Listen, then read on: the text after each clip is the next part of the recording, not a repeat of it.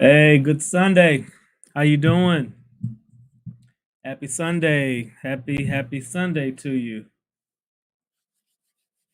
So man, I hope you are doing well. Let me know where you're watching from. Let me know if you guys are getting snow. I decided to make the backdrop snow my backdrop today. So uh I figured today is a fantastic day to talk about how to earn extra income, how to build wealth since we are snowed in. And this is a great time, great day to do it since you're in the house, right? Instead of Netflixing, today we can spend a little bit of time talking about how to get our money up, how to make sure we're putting ourselves in a position so we can have Netflix, we can go to the movies, we can do whatever it is we want to do. Today, guys, I'm going to be talking about three of the biggest things that's keeping you from financial freedom. I'm calling today Ask Me Anything Sunday. So this is all about asking me questions related to your finances, related to your income, related to saving, investing, building wealth, anything along those lines that you want to ask me about. I'm here for it. And as you come on in, put your name in the comment box. Let me know if it's snowing where you at. Let me know if it's snowing. As you can see, we're getting some snow, and so we're in today, just trying to stay warm and learn, share, and grow. That's what this is all about. So I'm on today, guys. I wanted to share with you three of the biggest things that's keeping you from financial freedom, things that are keeping you from building wealth, keeping you from creating more income, keeping you from investing. So, on a day like today, with the pandemic, with the virus, with the weather being as bad as it is, I want to help you position yourself so you don't have to get out in this weather to go to someone else's job to help them build value, or even have to go to your own business or your own job. Try to put you in position so you have more passive income coming in. So if you miss a day or two or three or a week or even a month, we want to help you position yourself so you're able to do that, guys. Put your name in the comment box so I can shout you out. Let me know what the weather's like where you are. Let me know if you can hear me. Let me know if you can hear me. Make sure my mic is working. All right. So, uh, hey guys, thanks for tuning in. And again, this is Ask Me Anything Sunday. So let me know if you have any questions. If you have any questions, if you have any comments, if you have any topics, if you have any strategies yourself that have helped you to retire early, helped you build wealth, helped you get to a place of having financial freedom and time freedom. If you have some thoughts or some ideas as it relates to that, please share those as well. I'm never above learning. I think that's where we have to be. So let's go ahead and get started. I think people had enough time to jump on. So, guys, let me know. Let me know. What are some of the things you feel standing in your way of building wealth? Do you feel like you are where you want to be when it comes to your income, when it comes to your net worth, when it comes to having built wealth? Do you feel like you are where you want to be? Let me share with you a few statistics really quick that kind of highlight the state that many of us are in America, and why this is such an important topic. This is one of the most important topics I feel. This is one of the topics I think all of us need to be talking about. All of us need to be having these conversations, because this part of your life is going to affect just about every other aspect of your life. People say money isn't everything, but let me tell you, it touches just about every part of your life.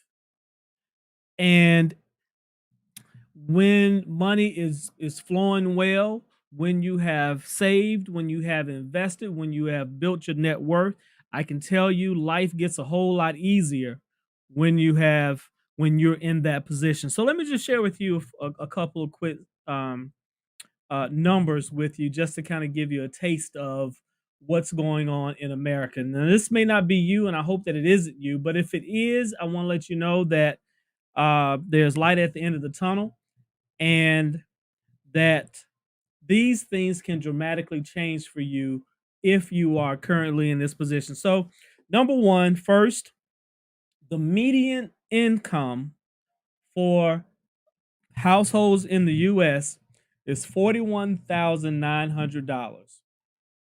$41,900. The percent of people who are living paycheck to paycheck, 56% of people are living paycheck to paycheck. 59% of people don't have $1,000 saved. Don't have $1,000 saved in an account. Don't have $1,000 saved for retirement. 59%. The average household debt is $279,000. And just really quickly, the average Social Security check is $1,500 a month. Now, I share those statistics because it highlights that there is something going on in America. There's something going on in the country. There's something that is happening and taking place that is keeping people from being able to build wealth. Something is taking place, and something is going on. And so I have some thoughts about it, and I want to share with you what a few of the things that I think may be keeping people from building wealth. So let me know if you have some thoughts about it. I'd love to hear what your thoughts are. Um, here's the first thing. Here's the first thing. Number one, uh, I think number one, many people, many of us, most of us are not learning about personal finances. Most people in America are not learning about personal finances. I know this seems like something that is absolutely common sense, but with as many people who are not learning about personal finance, it's almost equally as interesting how many people are not seeking more information. See, like today, this live stream should be packed with people. And the people on this live stream should be sharing this information, getting this information out. And reason being is because in every year there's a survey that goes out to try to figure out just how much Americans know about personal finance. And the trend is showing that each and every year that goes by, fewer and fewer people, 80% of people are not able to pass a basic exam about personal finance and about money. We're talking about 80%. 80% of people between the ages of 18 and 34, but 63% of people, 63% of all people in America, regardless of age. Now that says it's a problem. Now that's a problem because when you're not learning about how money works, and if you don't understand basic principles about money and how to build wealth, the likelihood of you being able to build wealth goes right out the window. You're not going to be able to learn how to make money. You may learn how to make money, but you won't know how to build wealth.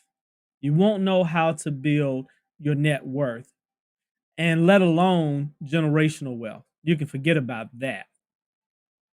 So we want to talk about, okay, what's keeping people from learning more? Yes, this stuff should be taught in high school. Yes, this stuff should definitely be taught in college, if nothing else. But if it isn't, why aren't we taking the time to learn it? Why aren't we taking the time to learn what we need to learn in order that we might be able to secure our financial present and our financial future? What's the deal? What's the deal?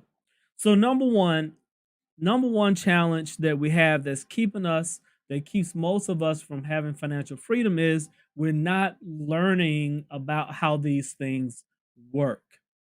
Now, I know many of us may think, oh, we're good. I don't have to, I got a little money in the bank. I got a house, I got a car, I got a couple of credit cards. But the question becomes, are you using your financial tools and your financial skills to the fullest advantage to help you build your net worth and to build wealth? Now, that's a totally different question. See, just because you got a credit card doesn't mean that you're doesn't mean that you're getting the absolute maximum benefit from using your personal credit cards. It doesn't mean that your credit scores can't be higher. Doesn't mean that you can't use your credit, that you can't leverage your credit better in order that you might be able to generate more income, get more assets, and create more wealth. See, a lot of times we feel like just because, you know, we might have a house, we might be able to buy a car. Maybe you could have bought that car cheaper. When my mom was looking at buying her last vehicle, she saved up for it. And that's the reason why I love my mom, because she showed me um, how to take a little bit, because she never really ever made more than 30 or $35,000 a year. But my mom was able to save well. She was able to put her money aside. She was able to pay off a home. And when she was ready to buy a new car after having her last car for 20 years, mind you, when she was in position, when she said she was ready, she was going to go and pay cash for it. And so we talked about it. We talked about strategies and things that she could do. And as a result, I was able to help my mom get the vehicle that she wanted and pay zero interest on the car. You hear what I said? Zero interest on the vehicle. See, that is the smart use of capital. Even though she had the money saved where she could have paid cash for it, financially, it made better sense for her not to give up her cash, to take the cash and have that money invested and working for her. And because she understand good financial principles, she was able to borrow the money with zero interest and get the vehicle that she wanted. See, those are the things that we're talking about in terms of, do you understand the principles of finances, of saving money, of credit, of wisely using debt and investing your dollars in order that it might be able to build you wealth. So that's just one example. So she was able to get the vehicle that she wanted. She was able to keep her $35,000 in her bank account, and she was able to get the vehicle, pay zero interest, and be able to have her money working for her. That's that's a good example of how to use your financial skills and your financial tools wisely to get the things that you want so that it costs you nothing. Let me know if this is making sense. Let me know if you can hear me, if you can see me. Let me know if you have any questions about finances. So this exam that they give every year to try to see just how educated Americans are when it comes to personal finance. Um, Like I said, every year it's been trending down. The number of people who are able to pass it seems to be going down a little bit each and every year that goes by. And that's by design, guys, because the world doesn't want you to know these things. School's not going to teach you. Big government, big business, they're not going to teach you because they want to keep you in a position of being able to be manipulated. But it's up to us to learn these things, just like we learn everything else on Google, TikTok, Instagram. These are things that you can actually learn on your own. And I'm just saying, hey guys, we have got to get this under our belt if we truly, truly want to get to a place of building wealth. See, tomorrow, as you look over my shoulder, tomorrow there are going to be some people who are going to have to get on the road tomorrow to go to their job, unless the job decides to shut down.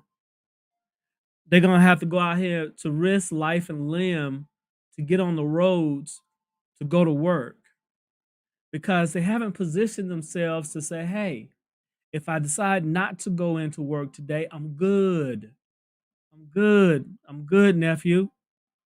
I'm good, cuz. If if they're in a position to make sure they haven't put themselves in a position to say, hey, I'm gonna work from home today. Or if the job says, hey, you know what, we won't be able to give you paid time off today, but you're able to stay at home and still make some money because you have a home-based business. See, those are some of the things, guys, I want to be able to share with you and talk about. You need to let me know if you want to hear about these things. Let me know. I hope you do, because these are the things that's going to help you get off your job if that's what you so desire. Because when I coach people, when I talk with people, one of the things I always ask is, if money wasn't an issue, what would you be doing right now? And 9 times out of 10, what people say that they would be doing is not what they're doing currently. Most of us are slowly dying every single day because we have to go in and we have to punch the clock. We have to go in to check in. We have to go in to make sure that we have money coming in every day. We got to go in and make the donuts. And understand me, I'm not knocking it. I'm simply saying that we want to be able to get to a place that you're not solely dependent on that stream of income. Mostly because, number one, if you do have a job, someone else is in control of how much you make. Someone else is in control of whether or not they decide to pay you or decide to keep you. So you're not in control of that. They're in control of that. In addition to that, if they decide to let you go for any reason, or if the company start having layoffs or problems, as much as they claim that you're an asset on that balance sheet, you're a liability. And so what do they start doing? When they find themselves in a bad spot, they start cutting people. That's the first thing to go. People. First thing to go. So we want to be able to put you in position so you don't have to worry about that. And the first thing is learning how money works for you, understanding the 4 different aspects of four financial areas you definitely need to know in order that money might work for you. Number one, how to generate more income. Number two, how to save and manage your money. Number three, how to invest those savings. And then number four, how to protect your hard-earned assets. Those are the 4 aspects of of understanding and having a solid financial plan that puts you in a position of being able to make sure that you have wealth for yourself and for your family. So number one, not learning or understanding fully how to utilize financial tools to your benefit to not just live, but to actually build wealth. That's number one. Number two, taxes. Taxes. Many of us don't understand that taxes is usually our largest expense. Taxes. See, some people might say, well, if you're buying a house, then your house is really, your largest expense. Well, yes, yes it is. It's a house is both an asset and a liability, and we're talking about your personal home. Um, and so what happens is really the money that you pay every single month is partly going to the purchase of an asset, and the asset ultimately does have value, and over time, generally, that the value of the asset increases. Okay, so that's where your personal housing becomes an issue, but becomes an asset.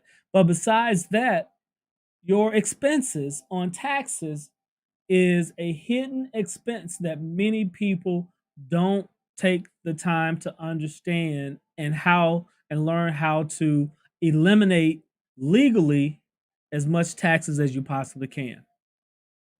That's the reason why a lot of times people will say, hey, Elon Musk and Jeff Bezos and all these other rich people, they, they don't pay any taxes. Well, that's not true. They do pay taxes, right? They pay them in different forms, but they do pay taxes. But they also have people that they have hired, which is an expense they can write off. But they have hired people that can help them understand how to what take full advantage of the tax laws. How to take full advantage of the tax laws.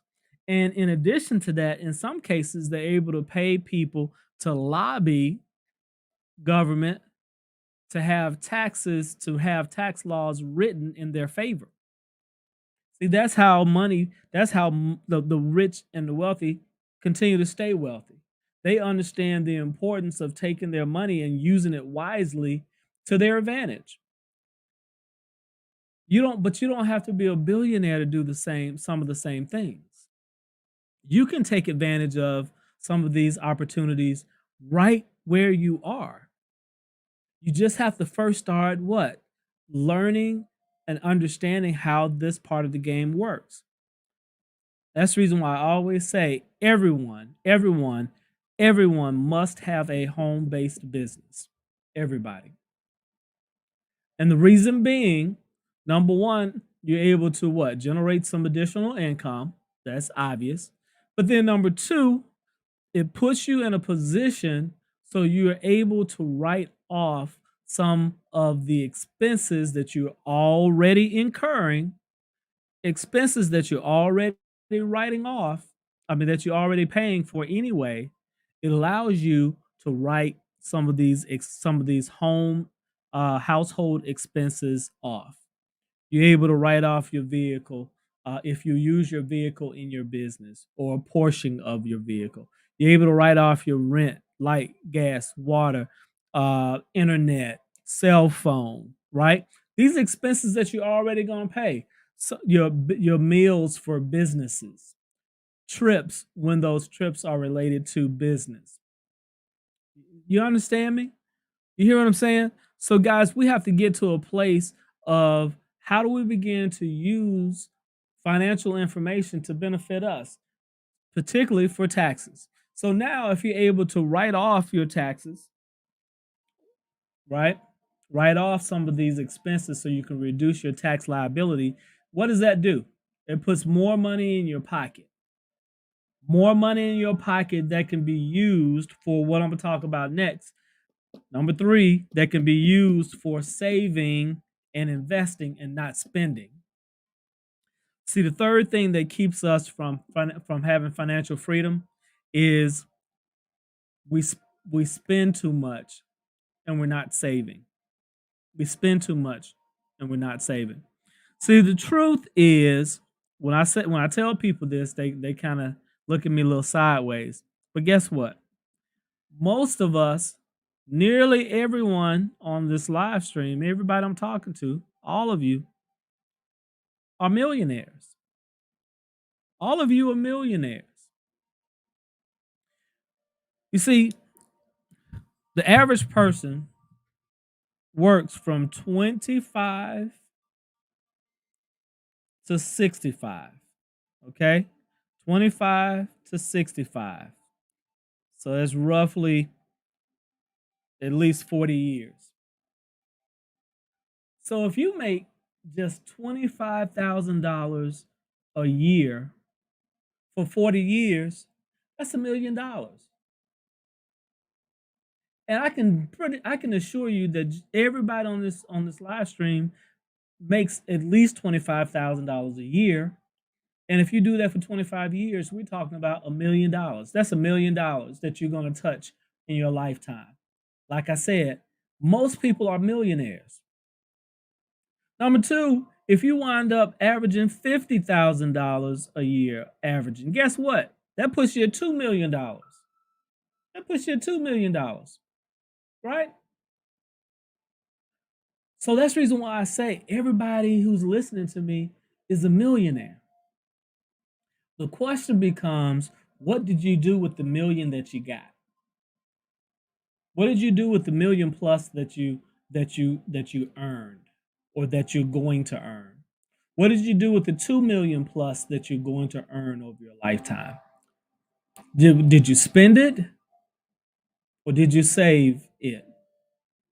See, the beauty about doing that is I'm not saying that you have to live poor, that you can't go to Starbucks. People keep trying to tell you you got to cut off your Netflix, cut off your cable, and all that other stuff. I'm simply saying that you have to prioritize things.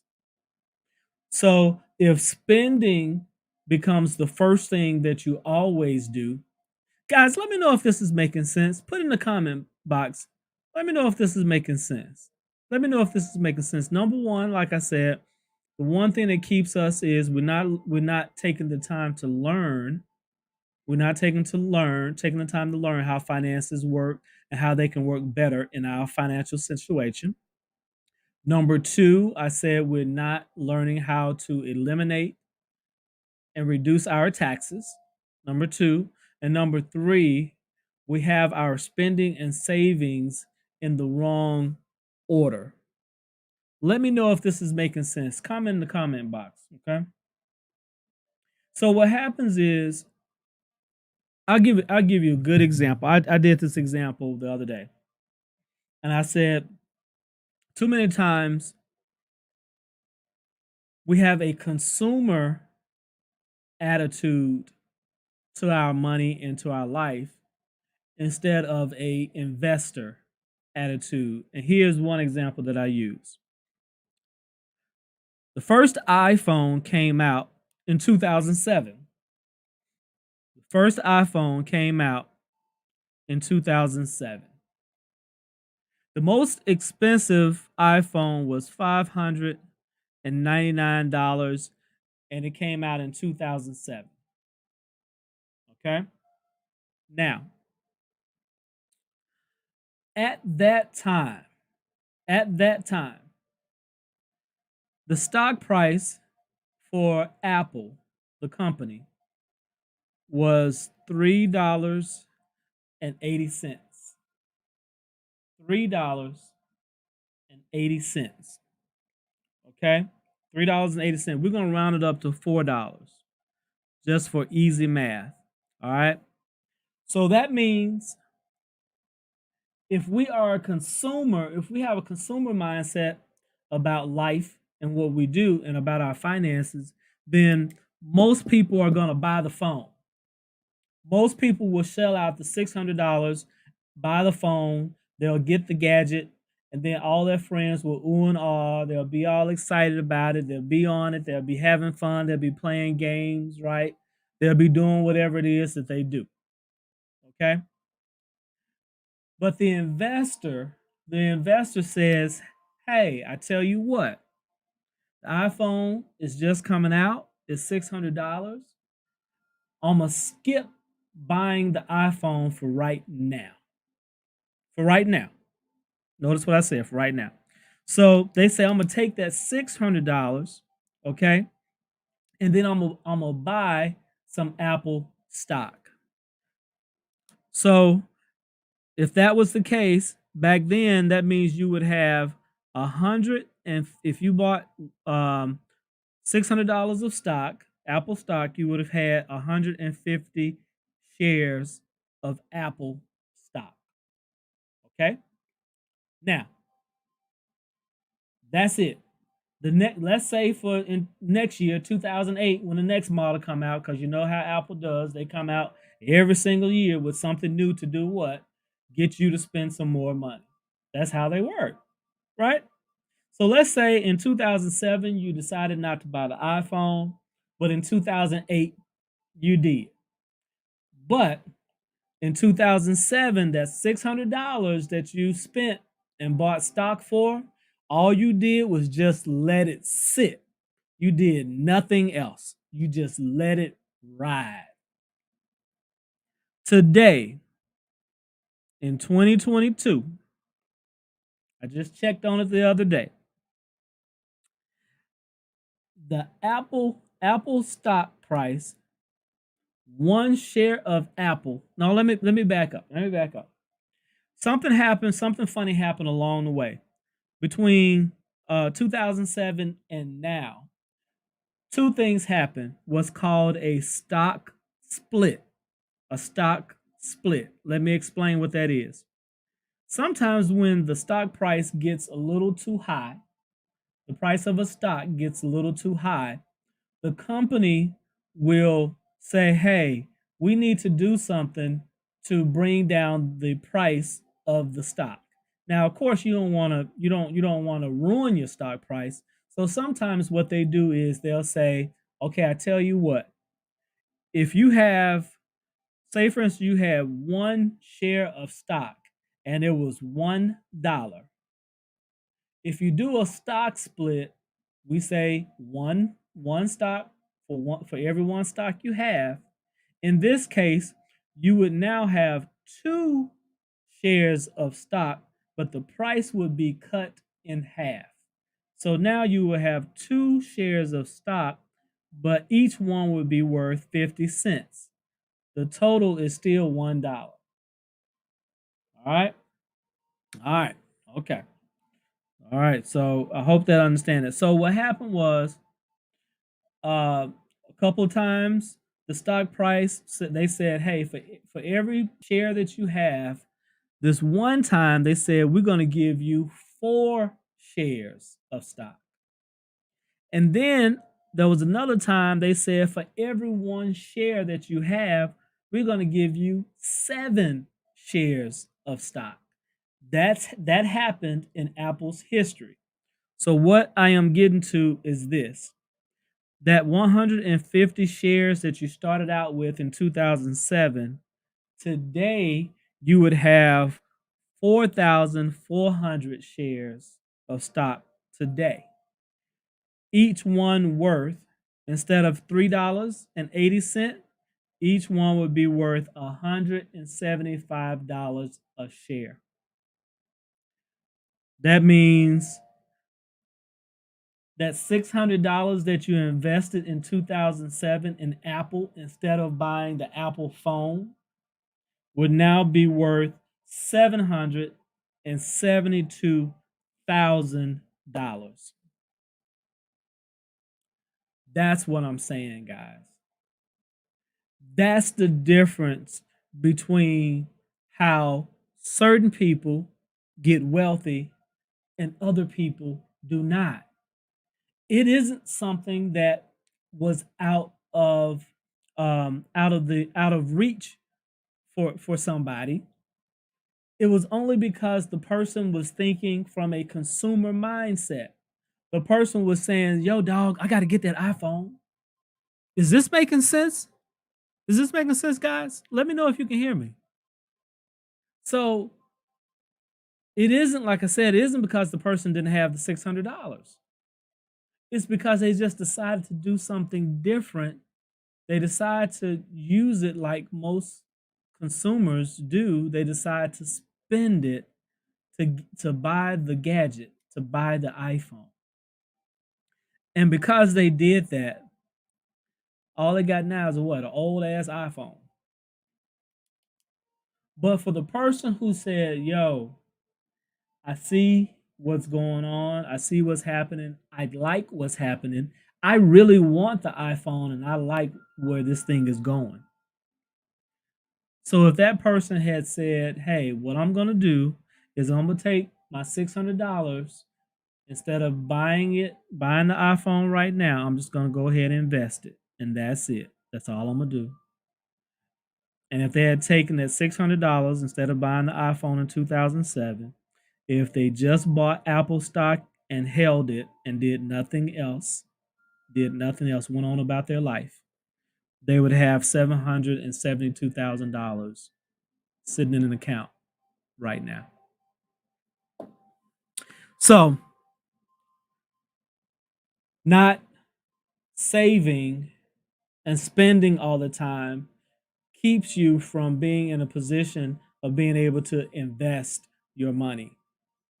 And because you're not investing, you don't have the opportunity to take advantage of tremendous growth that happens.